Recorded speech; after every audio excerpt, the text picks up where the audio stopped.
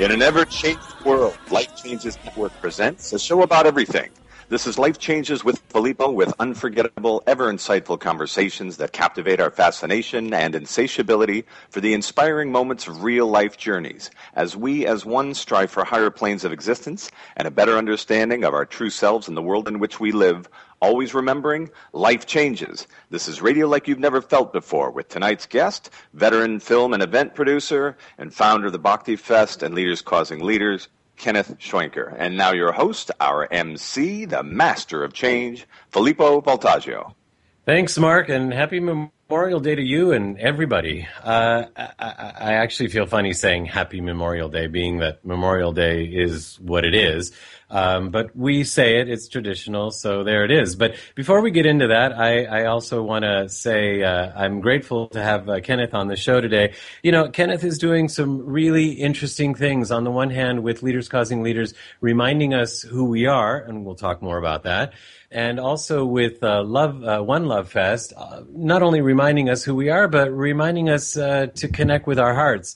And so today is Memorial Day. It's a great day to connect with our hearts, actually. And it's a day that traditionally men and women are honored who have served in the United States Armed Forces.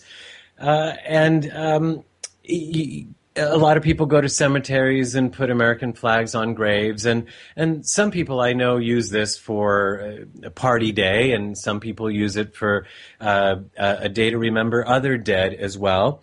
And people celebrate or people take the occasion to do different things on this particular day. I myself had a day that sounded like this, which was quite interesting. In a nutshell, I spent the first half of my day, mainly all morning, helping a friend of mine who broke her arm. And so being there for her and making sure she's taken care of and made her some food, et cetera, and did that. And then the most of the afternoon I spent with two lovely ladies at their beautiful home here in Los Angeles, just having a great time drinking margaritas, sitting in the sun, laughing and joking around. Ironically, though, the main reason I went is because to see them is because their mother is dying. And their mother is at home, and I've known their mother for maybe 16, 17 years, and their mother used to cook for me, and we've shared a lot of good times, a lot of laughs together, and she loved me, and still loves me, and I love her. And so I went and got a couple dozen roses, and I went to see them, and I kissed their mother on the cheek, and she kissed me back, and then she kissed my hand. And so I kissed her hand right back. And I thought it was interesting because they think it's going to be a matter of days that she will no longer be with us. And she's had a good life and a full life, and she's probably ready to go. So then the three of us, the ladies and I, sat outside, and like I said, we laughed and we told stories and drank margaritas and ate chips and salsa and had a really great time, all the while the mother was inside. And so on two other occasions we went back in and made sure she was okay, and then hugged her and held her hand, and then I kissed her again. She kissed my hand again. I kissed her hand again, and I said goodbye because I had to get ready for the show. And I was thinking, what an interesting thing to do on Memorial Day. And what it reminded me of is I had a relative who gave my parents a lot of grief in their life. And then finally, in the last maybe 7 years of my dad's life, that relative stopped calling and stopped coming over, which was probably for the better because they would just give my parents grief every time this particular relative was over. But I remember I was a little bit more vocal about certain things when I was a little younger, and when my father passed, that relative called, and my mother answered the phone and was very polite to this relative, but I yelled over my mother's speaking, "Tell him you don't call people when they die, you call them when they're alive. And you be nice to them." And so I thought of that today. As this lady is passing, I thought, now's the time to spend time with her. Not to go see her. Yes, I can go see her at the grave, or yes, I can go see her in a box. But this is the time when she's alive. And so how perfect that this was Memorial Day, that on the one hand, we're remembering people that died. But I just wondered, how often do we remember people that are living? In my case, one person was about to die, and the other one, thankfully, hopefully, will live for many, many more years. And I got to spend time with both of them. And to me, that is a very memorable and special Memorial Day. So I suppose I can say Happy Memorial Day. And then to all those who have lost men and women, children, and sons and daughters and nieces and nephews and brothers and sisters, mothers and fathers in any of the wars or in any civil duty, or for anybody who has lost anybody that they loved, which is everybody. I wish you the Memorial Day that brings you to your heart, and that you got to do what you felt you needed to and wanted to do today. And with that, we're going to talk about connecting with our hearts and connecting with the leader inside of us when we come back with Kenneth Ychwenker.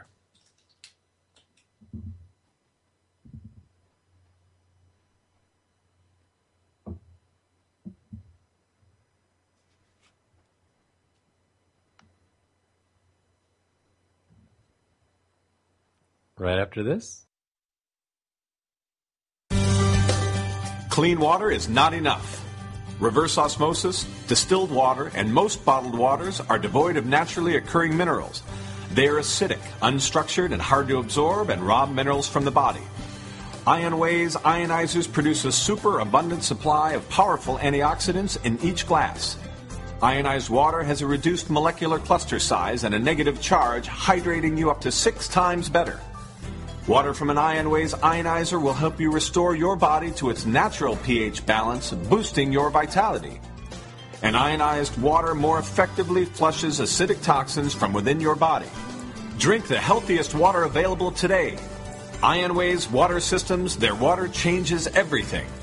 To learn more about IonWay's water systems and how you can own one today, visit our website at lifechangeswithfilippo.com and click on our sponsor page.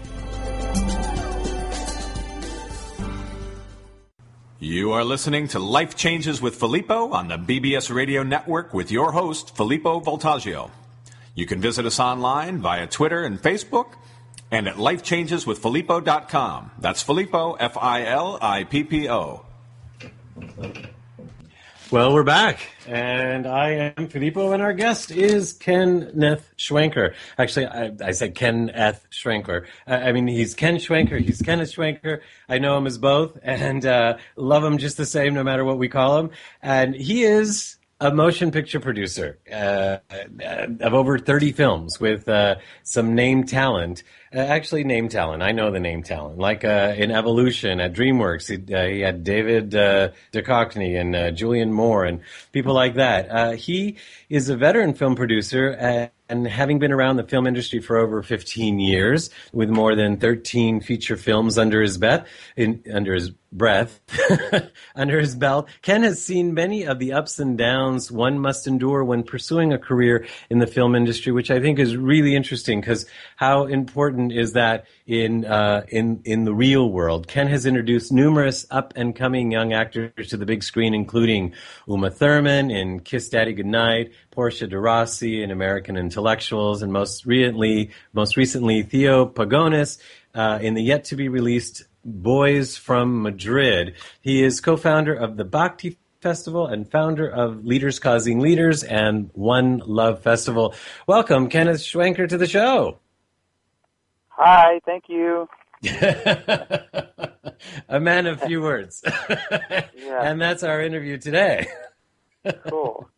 Well, listen, I know we wanted to talk about Leaders Causing Leaders and One Love Fest. You had some words about your dad passing, and I have some stuff to say to that if we can get into that for a second. Please. Because you said call when they're alive and not when they passed, and it just triggered a very powerful memory I had with my dad. And I had a rocky relationship for my whole life, and I was just kind of shut down from him. Although I talked to him every single weekend, one weekend I realized I was just very self-expressed, and I'm fine in my life, and I was just like, wow, I'm really fine. And I said to myself, I should call my dad and let my dad know. I should just say, Dad, I know that you love me and everything is good, and thank you for being there. And then I said, well, this is Wednesday, so I said, well, I'll call him on the weekend the way I do. And a thought came to me to call him right now. Just call him right now. But I did. I was on the beach. I actually had my cell phone. I called my dad. I said, Dad, I'm really, you're really amazing. Thank you for being there. I know I've been shut down, and just, and he got it. We were 15 minutes. I was bawling tears and just expressed how much he was to me, And so that coming weekend, that Sunday at 5 a.m, I got a call that my dad had passed on. And I was so grateful to gotten complete with my dad when he was alive. It was so complete. It was just such a beautiful funeral, and I got to honor him, and it was just so great to reach out. So when you said, to call people when they're alive before they pass, it really, really struck me. So thank you for mentioning that. Thank you, Kenneth, for mentioning that, and I'm glad that caused that to come out for all of us to hear. That's powerful stuff, and it helps so many, because I know people that I've shared these kinds of stories with in the past have done what you said you did, and have been so grateful afterwards, because so many people live with regret, and that's not a good thing to live with. Right. You can still get rid of the regret, but nothing like doing it live and just getting that complete. It's so powerful, yeah.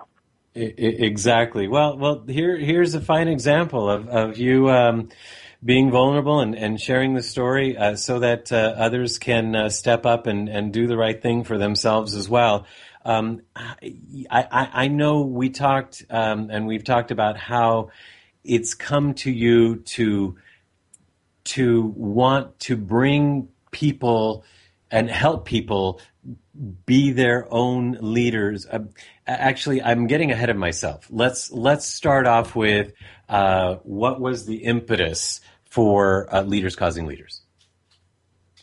Right. Leaders Causing Leaders came to me when I was co-founding the Bhakti Fest. It was just these words that came to me, and I knew I had to do an event called Leaders Causing Leaders. And I started putting the event together, and it came to me because I said to myself one day, who are our leaders? Who are the mentors that we look up to anymore? Right. Who are the people that we really can emulate, like the Martin Luther Kings and the Gandhis and the great people of the world, who are real tangible people, not just, people that are lived 1,000 or 2,000 years ago, but who's in our life today that we can say, wow. And I had a really hard time finding those names. But we did, and that's what we did. And I formed Leaders Causing Leaders, and we had this huge event.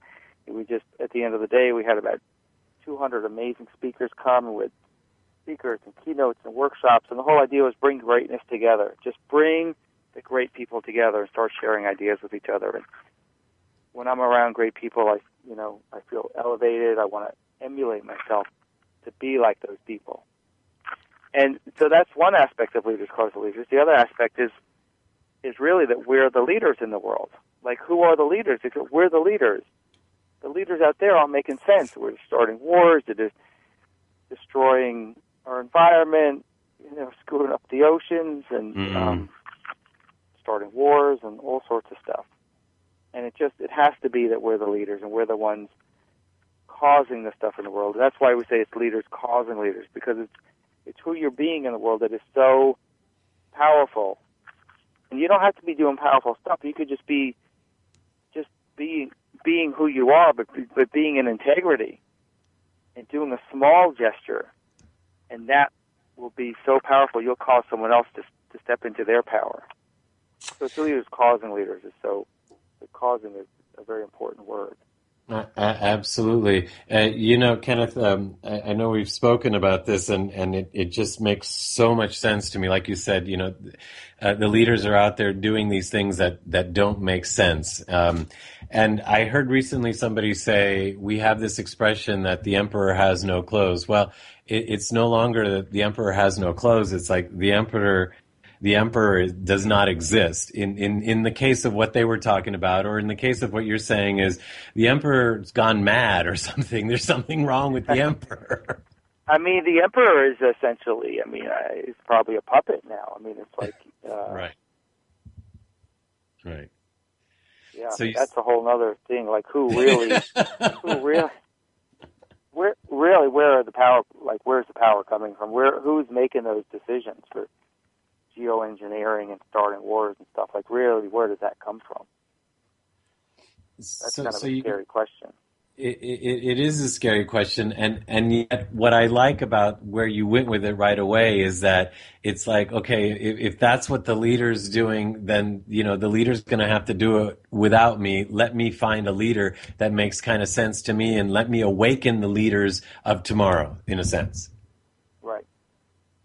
So you had to awaken some kind of leadership inside yourself. Now, obviously, as a producer, you use these skills for the film. And making a film, for those who don't know in the industry, is no small feat. A lot of moving parts. Better yet, a lot of moving actors, and that's a whole different thing in itself.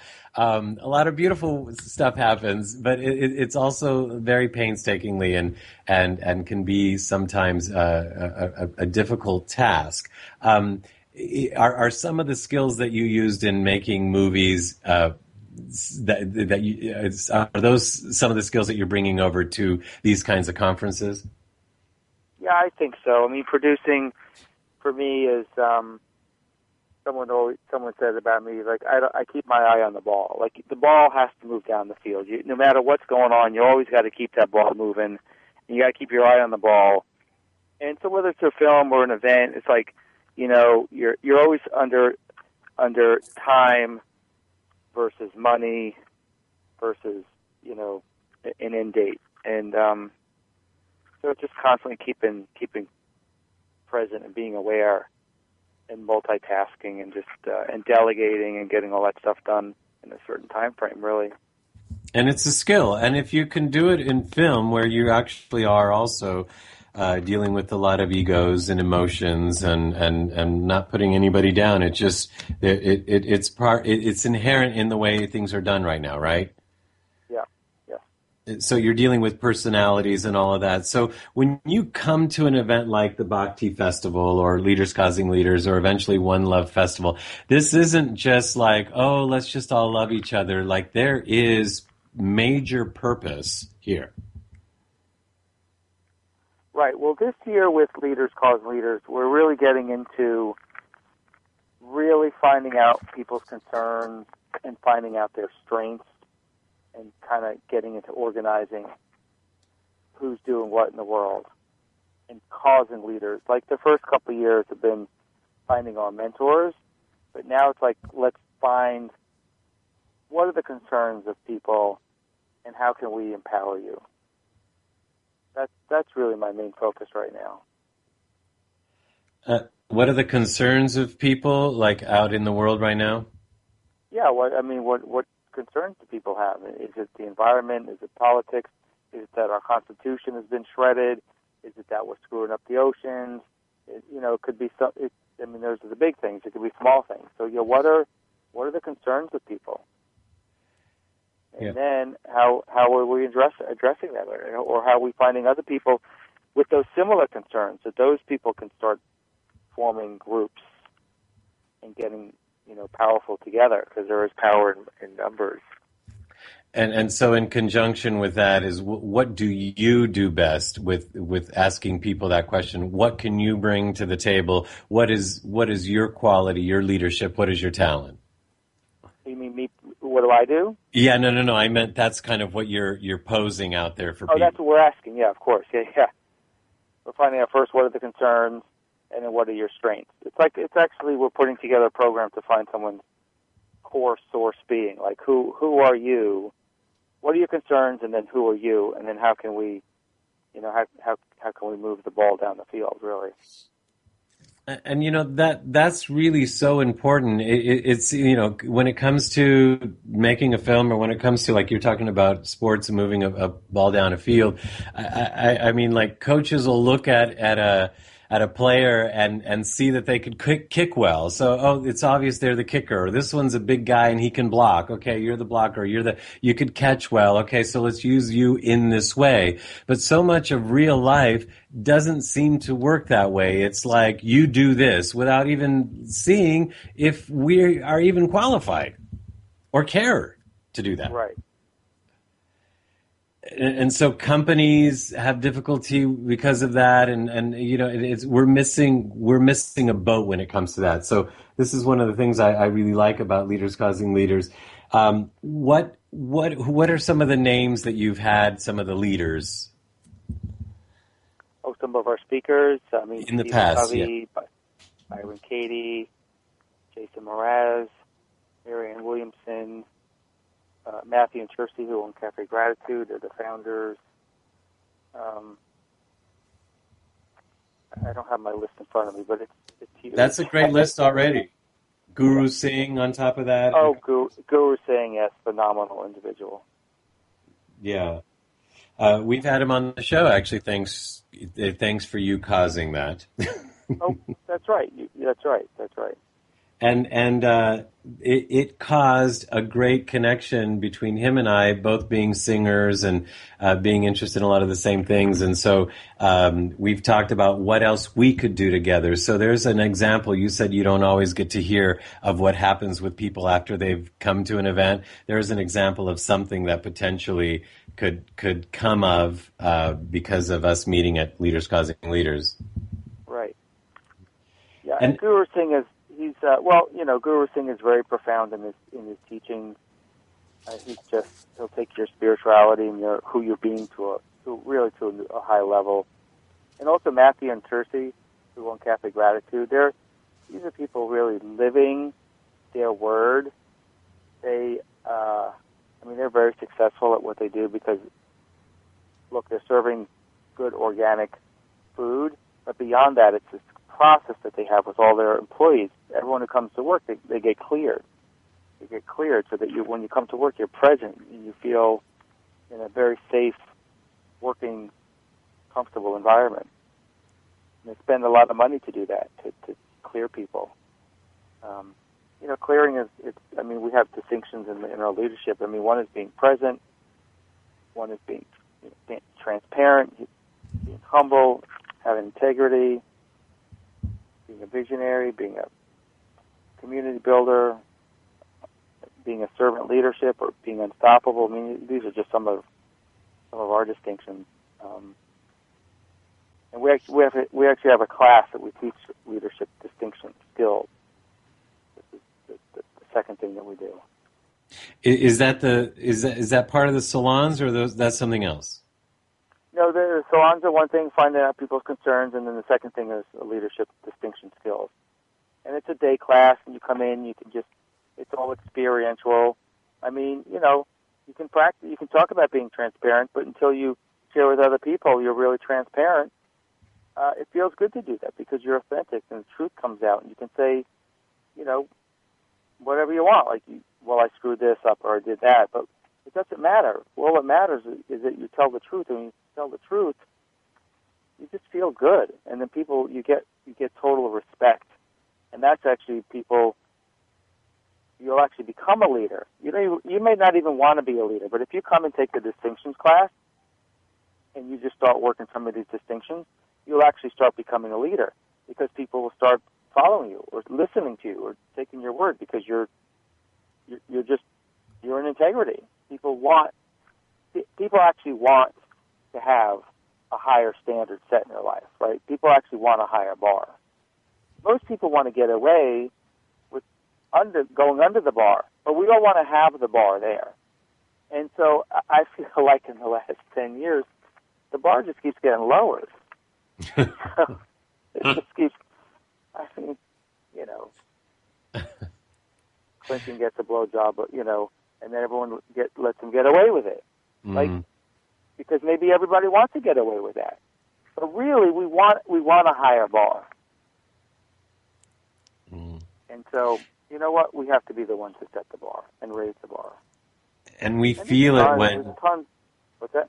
Yeah, we feel it when people are higher, in a higher level. Oh, yeah. Your whole vibration is just so much higher. And we want to have everyone else, be accountable. But, for us to be accountable that's really where the rubber meets the road. It's interesting. We've talked about, without getting too far into it, how some leaders of today, quote unquote leaders of today, may not be able to make it in a place where the bar is raised, in a world where the bar is raised, right? Uh-huh. Right. You mean with the future coming up? Yeah, with the future coming up, with some kind of shift, whether it's an earthly shift or an energetic shift, or people just saying, no, we don't want that kind of a leader. Some leaders might not be able to live in that new place or lead. Yeah. I mean, the talk is, we just don't know what's happening in this world. We're reaching new heights and new limits, and shifts are happening. I personally just don't think that the greed and the fear will survive. This will actually die out, and the way we will make it as time goes on is just us being at the higher vibration. We'll be more intuitive. We'll know what to do. We'll know where to go. We'll live in total truth and honesty, integrity, and be present. Once you're present, anything can happen. To be present actually is very, very hard, because really being present can be years and years and years of work. You got to get rid of all the baggage we're carrying around. So just to be present sounds so simple, but it's not. But when you're present and living in integrity, this will be the new leaders, and when I mean leaders, every single person. So for anybody who wants to survive the upcoming shifts in the world, it's just stepping into your leadership. That's awesome, Kenneth. And I was thinking of something when you were saying this. Ironically, ties into my monologue at the beginning of the show, where I had another relative who was similar temperament, but whenever the family, the extended family, would get together, this relative would find something to be angry about, and then would raise a fight and literally yell at the top of his lungs, and everybody would yell at the top of their lungs right back at him, and it would be just this awful thing. But interestingly, I never made this connection until you and I talked earlier today about this. And the connection I made was this, that as soon as somebody tried to bring peace, like, okay, how do we fix this? It was at that point that particular relative who started that would leave the house, usually with the door slammed, and not come back. And the connection was made when you were talking today about this sort of thing, that maybe they couldn't go into that higher vibration, and since nobody stayed in his low vibration, the only place for him was out. Mm-hmm. Out the door. Out the door. And don't let the door hit you where or whatever the saying is. Right. So thank you for bringing that to my consciousness. Right. Or maybe that person just totally, needed to be acknowledged or something. Who knows?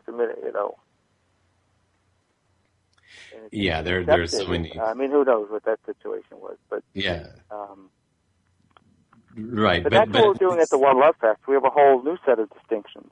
And actually, that's what we're going to talk about when we come back. I was going to say just now that up until now, we've been talking about leaders causing leaders, and that's happening in November here in Los Angeles. But even for those who can't be a part of it physically, there hopefully will be a way where you can be a part of it in somehow, and we'll talk about that as well.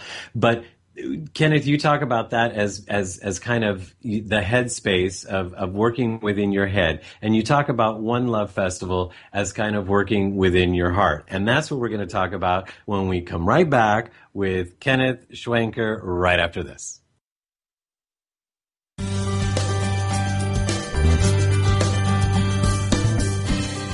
There are self-help seminars costing thousands of dollars guaranteeing miraculous transformations. There are compelling speakers and life-changing weekend experiences where you can walk on fire. They all deliver revelations that guarantee you'll come back for the more expensive revelations filled with even greater wonder next month on Fiji. We get addicted to positive, heartfelt, expensive theater. What we really need is a jumpstart, an awakening, someone who can give us a reminder that everything we need lies within. Through inspiration and practical knowledge, Dorothy Donahue helps people get grounded and motivated, inspired and energized. It's not just words and affirmations and the power of intention. It's a mindset brought about by a tangible, transcendental experience, an audio-visual, physical, spiritual experience that helps us realize we transform ourselves. We get tools to become the conscious co-creators of lives of unlimited potential. Find out more. Go to DorothyDonahue.com.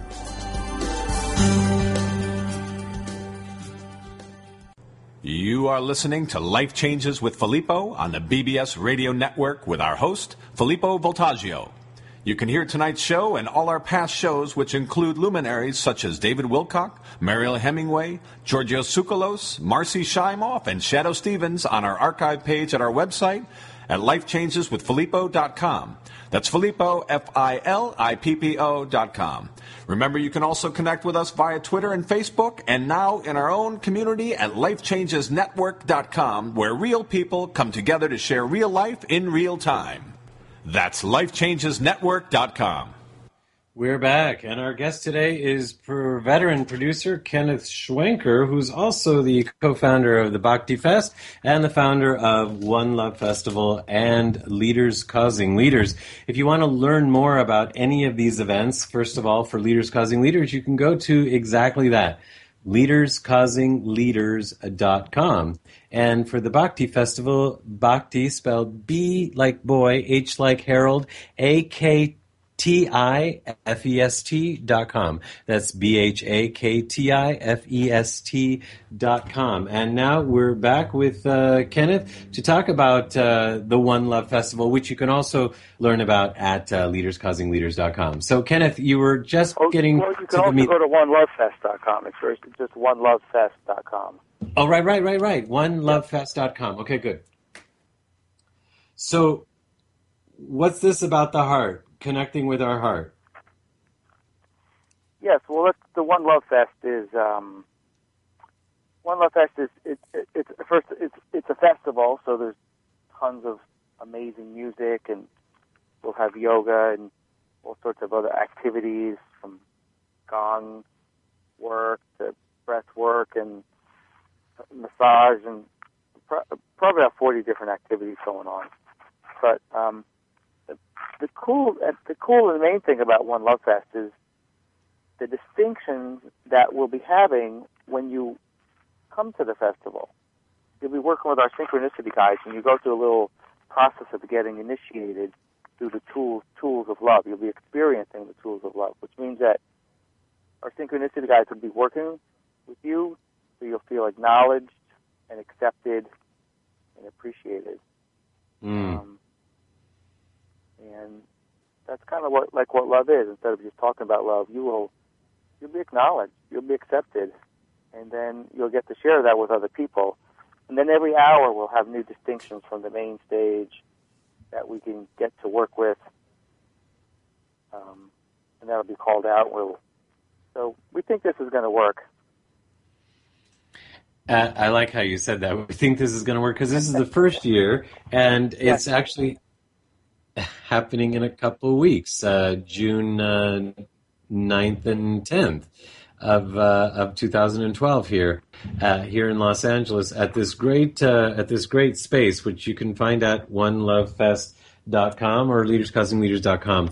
So what When we talked about the two together, you were saying how people have a hard time sometimes either staying in their heart or connecting their heart to their brain, right? Yeah, well, it's me particularly. Whoa, that's honest. I'm either thinking from my head, or I get very emotional, and I have a lot of heart stuff going on. But my head usually wins out, and I get called on it all the time. So the question is, how can we make actions from the heart, really from the heart, and then have the head be okay with it? Because the mind will always tell us something. The mind is always thinking and guessing and second-guessing and judging and condemning and being scared or fearful or hopeful or whatever. But the heart really always knows. The heart is like the intuition. So, yeah. I would think that you probably do a little better than you do. It's interesting. One of the things that really endeared me to you, and I've seen you a couple of years at this event and that event. We see each other, we hug, we say hello, and that's all wonderful. But when we actually sat down, at one point you had a phone call and you excused yourself, but you sat on the phone. I knew who was on the phone because you told me, and you said say hi. And so when you hung up the phone, there was this honest moment that I just saw in your face where you said, we got to help him. And in the meantime, just before the phone call, you were saying how busy you were and how you didn't have time for this or that. And then, you take the phone call and you say, we got to help him. There's so many people we got to help. We just got to find a way. And so to me, that was your heart saying, we got to help, and then your brain saying, we just got to find a way. If you ask me, the connection's there, my friend. Wow, well, I forget who we were talking about, but I'm thrilled that you told me that story. It made me really feel good. Yeah, I remember, and I can tell you offline, so. And I venture to think you've helped him and moved on to helping others, so that's why you're not thinking of it. Actually, I do know that you helped, so there it is. So I like this, that the Love Fest is going to be really centered around the tools of love, which sounds on the onset kind of hokey, but a lot of people don't actually know what love is or how it feels, which is sad. It's really funny. It's true. It's like people talk about peace, people talk about love, but there's actually tools to express love, and it's simply acknowledging people or accepting people, and there's exercises that we take people through, and you can do this with anybody, and it's so profound, and then people do it back to you, and before you know it, you're absolutely immersed in love, and those are the one love says you'll be experiencing the tools of love, and we think it's going to get really juicy in there. Okay, now that you said that, I have to say what I told you at one time when I said, why does this feel to me like a throwback from the 60s? Right, because the 60s and 70s were all about love and peace, and we kind of have that look to it. One Love, and Bob Marley is One Love, that song. So we'll be like that, except without the drugs. Like, we'll get to the love, but without the drugs. We'll do it heart to heart. And so what's interesting, what also came out of that conversation between you and I is that it seemed like, I wasn't there, but it seemed like people were trying to get away from something. And you were saying, do you remember what you were saying on that? No. About how instead, not having the tools, they were trying to get away and using the drugs to get out, as opposed to us now looking at how we go within and connect all of this and use the tools, find the tools that we need. Right. It would just seem that people want to believe that, well, love is something you feel, but unless you know where love feels, people can misunderstand gas in their stomach for butterflies. I mean, if you just don't know, you don't know. Did that analogy go? Kind of. I mean, I get what you're saying. It's just, to me, it just comes down to really learning these tools and practicing it, and just seeing how effective it is and how powerful it is in the world, to really be standing in the place of love. I mean, just acknowledging people for who they are is so, it's just mind-blowing. Because most people don't get acknowledged today for who they are. We're so quick to make decisions on people for who we think they are. We all have our struggles in life, and we all have our struggles, and the bills to pay. But it reminded me of this. I was at the airport years and years ago, waiting for my wife and daughter to arrive, and this was like it was some airport out in the boonies, and I showed up. It was late, cold, and everyone was just kind of standing around, and people were just looking kind of grim and kind of a funny-looking crowd. And I'll never forget this image when the plane pulled up. It was one of these planes, they let people off, and they walk on the tarmac, and they walk up to greet the people. As the passengers walked up, the smiles on the people's faces at the airport, these old grim faces they just lit up. Like, that love was palpable. It was so precious to see that. Well, it's right there. It's just a scratch below the surface. I believe everybody has a lot of love in them, and it's just repressed for some reason, because we're fearful of showing it, or being transparent, or being vulnerable. But once we get through that, boy, it's right there. And that reminds me real quick of, I used to say to my ex when we used to get into a fight, I used to say, I understand you're upset with me, but could you please not forget that I love you and we love each other? So please don't use that language and don't throw things, because later you'll regret it, because you've temporarily forgotten that we love each other. So Let's not ever forget that. Kenneth, this has been great. For someone who said, I don't know if there's that much to talk about on these subjects. There's all this and so much more. And I thank you for sharing from your heart what you have shared so far. Are there any last words before we go that you could share with us about any of these festivals, or anything else you'd like to add? Well, sure. June 9th and 10th, Los Angeles, One Love Fest, onelovefest.com. Just come and participate. It's going to be a really amazing experience. Thank you for having me. Wow. Thank you for letting me speak and giving me the opportunity. You're doing great stuff in the world. So thank you. You're welcome, Kenneth, and right back at you. And I know you want me there on the 9th or the 10th. I want to be there. I'm supposed to be gone all weekend, but I'm actually seeing if I can change something so that I can. But whether or not I am, Leaders Causing Leaders, I hope to be involved. So I hope to see as many people there in our audience that can be at either or both the events. So leaderscausingleaders.com, onelovefest.com, and then bhaktifest.com. And with that, we say goodbye to our friend Kenneth Ychwenker, and hope to have you back soon and do something fun together. Great, thanks. It's been a pleasure. Have a great rest of Memorial Day. And we'll be back with Mark Lejour and our producer's wrap right after this.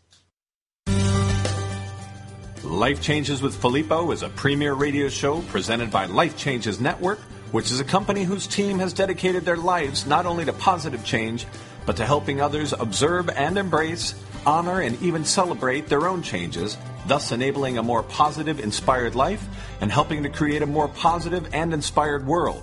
From everyday people to corporate giants, celebrities, and children, we are here to help and to serve. With heart and experience, we bring our message and positive intent into your home or corporate office, and even through appearances on your favorite shows. If you wish to learn more about Life Changes Life Coaching and a private consultation with one of us, corporate event appearances, or if you would like us to appear on your radio or TV shows, visit lifechangeswithfilippo.com and click on our representation page. You are listening to Life Changes with Filippo on the BBS Radio Network with your host, Filippo Voltaggio. You can visit us online via Twitter and Facebook and at lifechangeswithfilippo.com. That's Filippo, Filippo.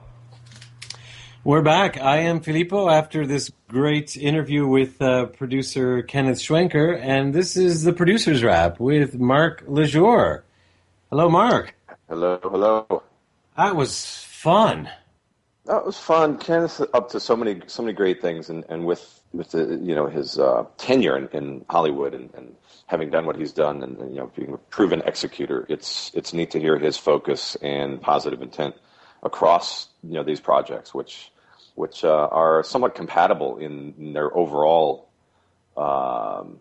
agenda, if you will, but yet have very unique approaches individually. Yeah, and in a sense, who better? Because movies are all about stories and people and emotions and him dealing with, like I said earlier, actors and other producers, et cetera, et cetera. It's not easy, and you certainly learn a lot, and it's obvious that he has, and obviously he's good at what he does. So to bring that into this world of, like we talked about before, it feels kind of 60s, but there's a structure to it, and there's a purpose at the end of the day. Well, and it's so necessary. We've kind of gotten used to, we mentioned the Constitution being ripped apart. We've kind of become an accepting, society where things are just happening, and people are so distracted by their own economic crisis or trying to get and find or keep a job and all these other things that they can't even imagine taking on the bigger issues that are coming. And so there's less and less of these types of environments being created. Now, of course, we expect that there'll be more and more, but there had been less and less for a period of time. Places for people that are having these discussions to go, where they would feel welcome and where they would have the opportunity to bring this to the forefront, where they would potentially learn tools and learn new habits and kind of get out of the monotonous material-based existence that so many endure on a day-to-day basis. Absolutely. And when I say 60s, by the way, I'm not putting it down. I don't know enough about it to put it down. I really wasn't there, and I don't know. But I do know that to me it feels like something was started, and now something's continuing by taking the good of what was started and now taking it to another level. Well, certainly the quantum and astrology and numerology people all believe in this. If you're talking about an energetic shift, that that you look back to these movements, these waves of change, where the 60s and the love movement and more recently the freedom movement, of many countries standing up and deciding that they want to be free, and whether it's free from oppression or financial tyranny or something, and they don't even know how to go about it, but suddenly there's this kind of ubiquitous itch that is being scratched, and people are wanting or needing to stand up and do something. And I think that points back to one thing that Kenneth said, and it reminded me of a story, but I think that's so important, is the fact that we don't have the many leaders to look to, the big luminary, change agents right now, but that's why it's so important that it's happening at the individual level, right? And that's what leaders causing leaders is people inspiring the leaders within others. And it made me think of two things: the butterfly effect, right? And how whatever small action we might be taking, we have no idea what ripple effect that's causing and who it's touching and how that may touch somebody else and that may touch somebody else and that may make all the difference on an event that touches millions or whatever the scenario may be.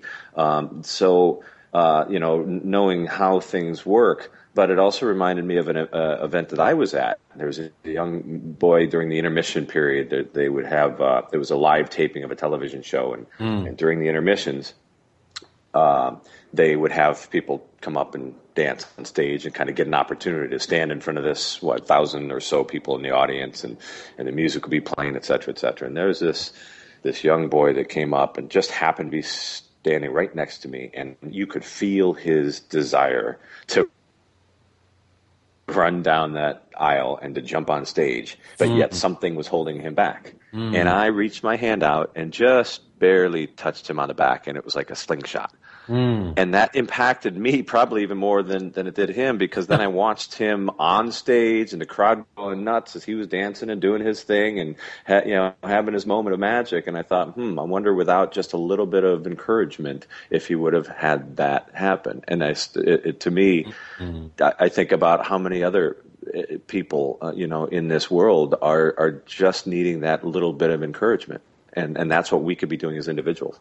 Oh, I like that, and in a sense, that's what Leaders Causing Leaders is doing, saying you are that leader, and you were kind of saying you are that guy on stage. Go. It's very true, and if we're claiming our power back, right? Because we've kind of given our power away to the brand, to the job, who we work for, to the government, to whatever, to some other purpose. He may be a plumber and he wants to be a singer, and that singer may really want to be a plumber, whatever the case may be. People, are going to jobs just to work because they have to make the living and have to pay the bills. And so kind of going back to that, claiming your own power and authenticity. And those are the moments where you can actually just really start to look within and start to explore what it is you would really like to be doing and owning that and stepping forward. Yeah, actually, I really like what you're saying, of course, and you're right. It's not, let's look at this person isn't doing a good job and that person, and sure, not everybody can be the President of the United States or somebody on that level to affect people. But then again, Mother Teresa was, and look how many people she affected, to use that example. But it reminds me of 9/11. Whatever happened that day, whoever was at fault and all of that stuff, there were people that died, and there were people that were trying to help those people. And then there were people who couldn't actually go into the area to help, but they stood on the sidelines and they cheered the weary firemen who worked hours upon hours on end with signs and food and drink and all of that. And in a sense, it seems like such a small thing to stand and hold a sign. But I know for sure, I was touched by it when I saw it, and I was in New York. But to imagine, after working all those hours, to come out to thousands of people holding signs, we appreciate you, we love you, thank you, you're doing a great job.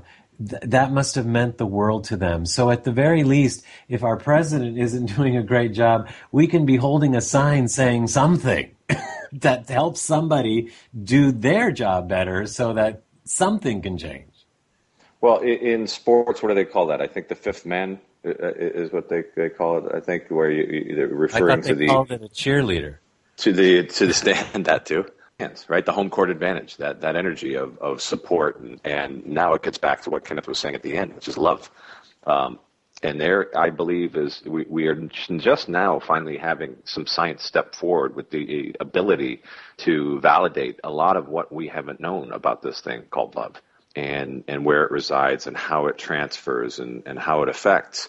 And there's pretty deep science about just simply what a smile can do in transference, in smiling at another person, and that will actually change their biochemistry, and they will receive that smile. and so you start to get into more of the new research on the heart, and the fact that we're realizing now that the heart actually exchanges more information to an exponent, and also exchanges information before the brain does, so that it is the center of this distribution of awareness, and then our brain starts to process. And so then it reminds me of what you and Kenneth were talking about in terms of the are you in your head or your heart? And I think so many people are in conflict there. That's what we do. We live in conflict of what we feel might be the case, but then what we think may or may not happen because of past fears, or may not have happened because of what somebody else will think about it, or what ramifications it may have at the office, or whatever other mental construct gets in the way.